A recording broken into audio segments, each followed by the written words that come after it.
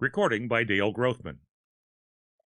It is a tough decision to make, whether to give up your life so that you can live it over again.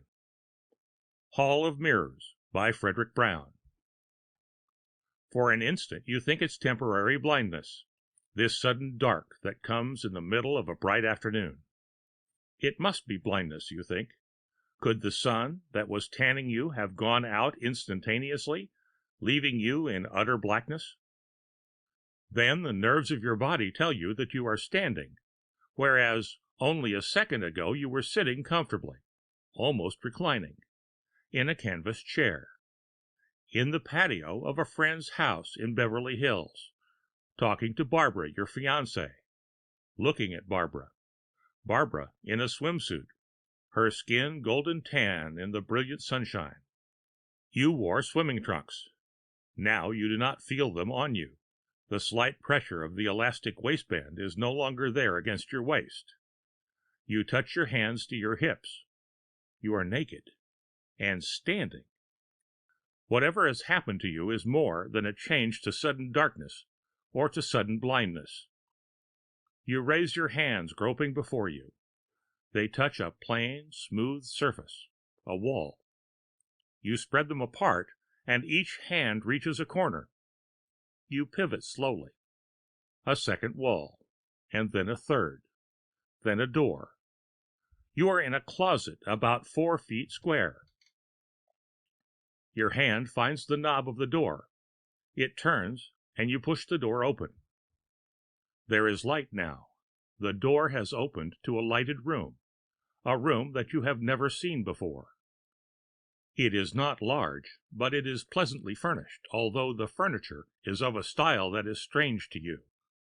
Modesty makes you open the door cautiously the rest of the way, but the room is empty of people.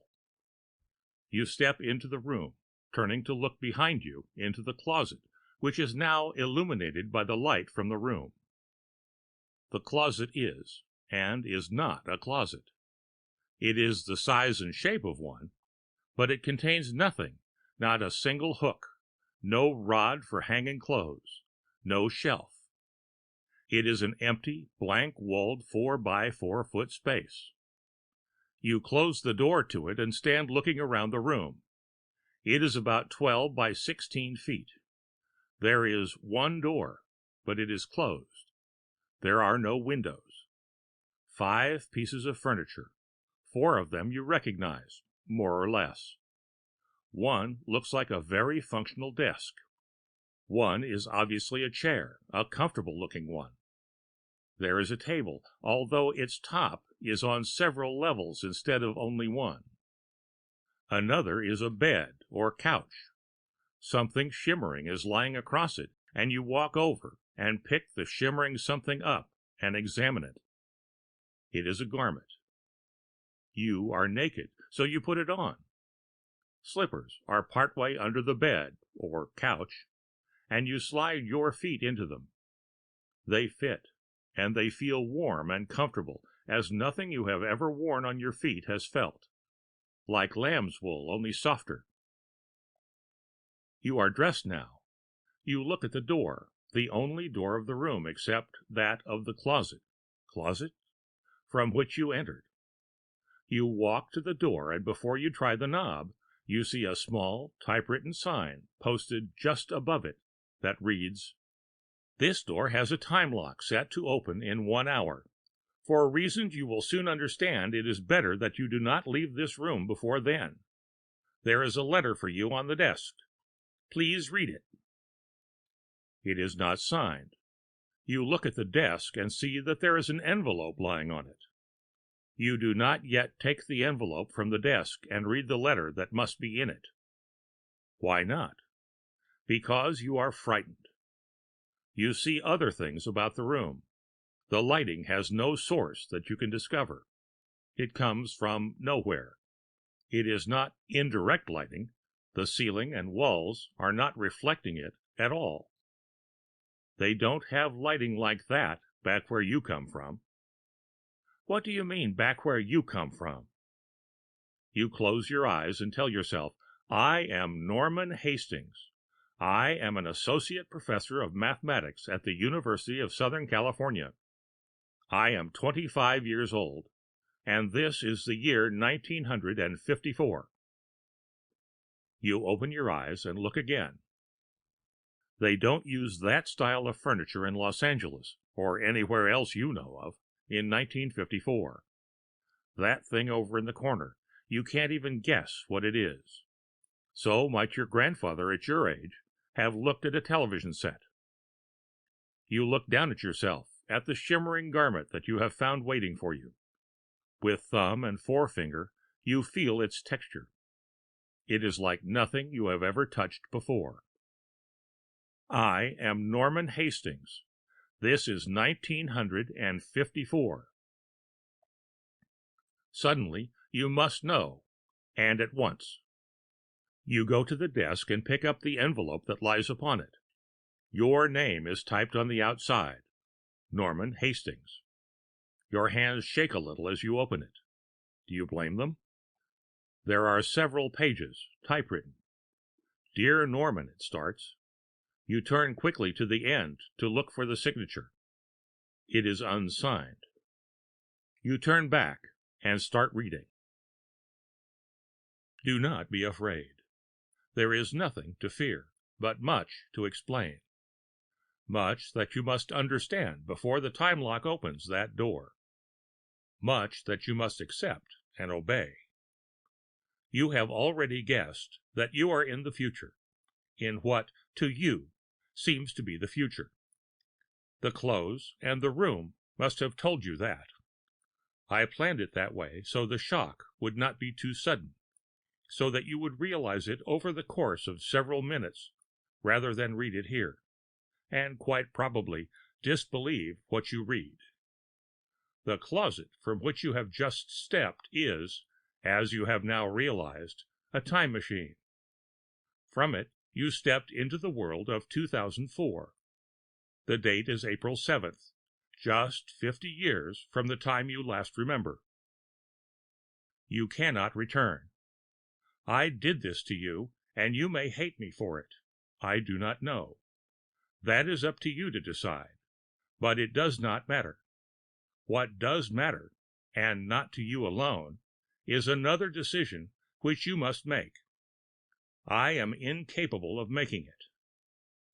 Who is writing this to you? I would rather not tell you just yet. By the time you have finished reading this, even though it is not signed, for I knew you would look first for the signature, I will not need to tell you who I am. You will know. I am 75 years of age. I have, in this year 2004, been studying time for 30 of those years. I have completed the first time machine ever built, and thus far, its construction, even the fact that it has been constructed, is my own secret. You have just participated in the first major experiment. It will be your responsibility to decide whether there shall ever be any more experiments with it, whether it should be given to the world, or whether it should be destroyed and never used again. The end of the first page, you look up for a moment, hesitating to turn the next page. Already you suspect what is coming. You turn the page. I constructed the first time machine a week ago. My calculations had told me it would work, but not how it would work. I had expected to send an object back in time. It works backwards in time only, not forward. Physically unchanged and intact. My first experiment showed me my error. I placed a cube of metal in the machine. It was a miniature of the one you just walked out of, and set the machine to go backward 10 years. I flicked the switch and opened the door, expecting to find the cube vanished. Instead, I found it had been crumbled to powder. I put in another cube and sent it 2 years back. The second cube came back unchanged, except that it was newer, shinier. That gave me the answer. I had been expecting the cubes to go back in time, and they had done so, but not in the sense I had expected them to. Those metal cubes had been fabricated about 3 years previously. I had sent the first one back years before it had existed in its fabricated form. 10 years ago, it had been ore. The machine returned it to that state. Do you see how our previous theories of time travel have been wrong? We expected to be able to step into a time machine in, say, 2004, set it for 50 years back, then step out in the year 1954. But it doesn't work that way. The machine does not move in time. Only whatever is within the machine is affected, and then just with relation to itself and not to the rest of the universe. I confirmed this with guinea pigs by sending one 6 weeks old 5 weeks back, and it came out a baby. I need not outline all my experiments here. You will find a record of them in the desk, and you can study it later. Do you understand now what has happened to you, Norman? You begin to understand, and you begin to sweat. The I who wrote that letter you are now reading is you, yourself, at the age of 75, in this year of 2004. You are that 75-year-old man, with your body returned to what it had been 50 years ago, with all the memories of 50 years of living wiped out. You invented the time machine. And before you used it on yourself, you made these arrangements to help you orient yourself. You wrote yourself the letter, which you are now reading. But what if those 50 years are, to you, gone? What of all your friends, those you loved? What of your parents? What of the girl you were going to marry? You read on. Yes, you will want to know what has happened. Mom died in 1963, Dad in 1968. You married Barbara in 1956. I'm sorry to tell you that she died only 3 years later, in a plane crash. You have one son. He is still living. His name is Walter. He is now 46 years old and is an accountant in Kansas City. Tears come into your eyes for a moment. You can no longer read. Barbara dead for 45 years. And only minutes ago, in subjective time, you were sitting next to her, sitting in the bright sun in a Beverly Hills patio. You force yourself to read again. But back to the discovery. You begin to see some of its implications.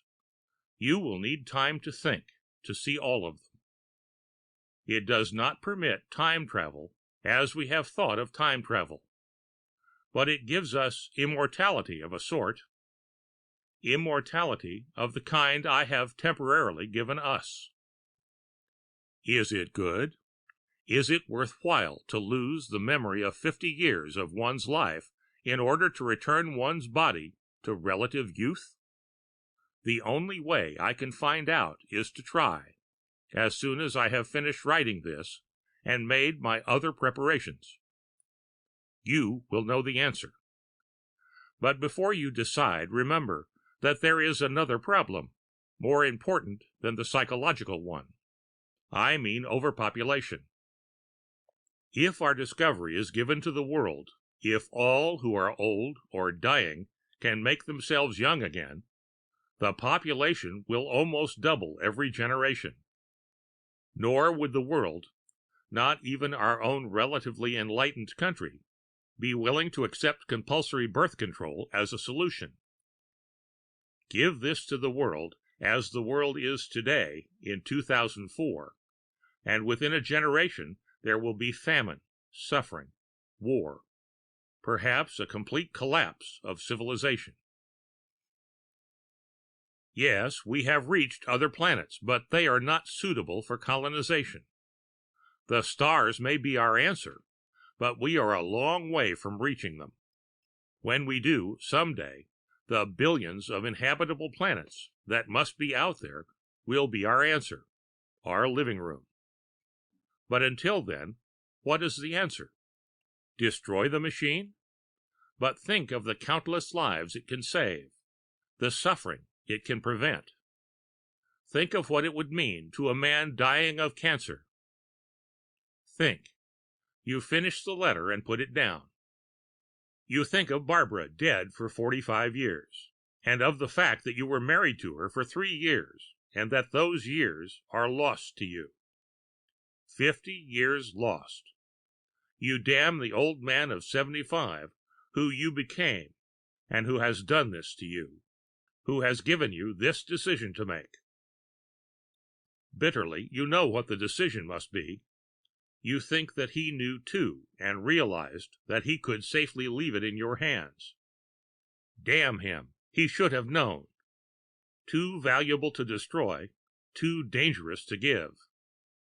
The other answer is painfully obvious.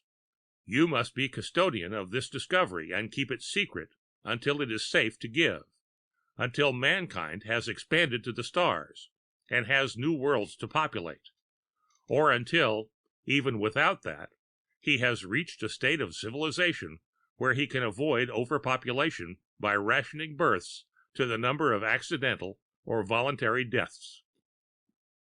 If neither of these things has happened in another 50 years, and are they likely so soon?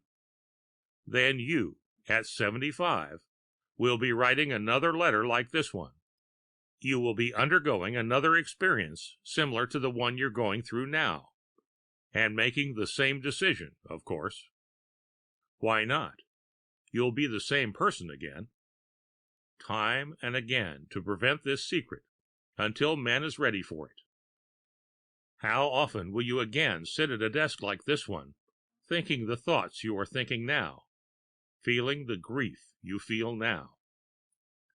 There is a click at the door, and you know that the time lock has opened, that you are now free to leave this room, free to start a new life for yourself in place of the one you have already lived and lost. But you are in no hurry now to walk directly through that door. You sit there, staring straight ahead of you blindly, seeing in your mind's eye the vista of a set of facing mirrors, like those in an old-fashioned barber shop, reflecting the same thing over and over again, diminishing into far distance. The end of Hall of Mirrors by Fredric Brown.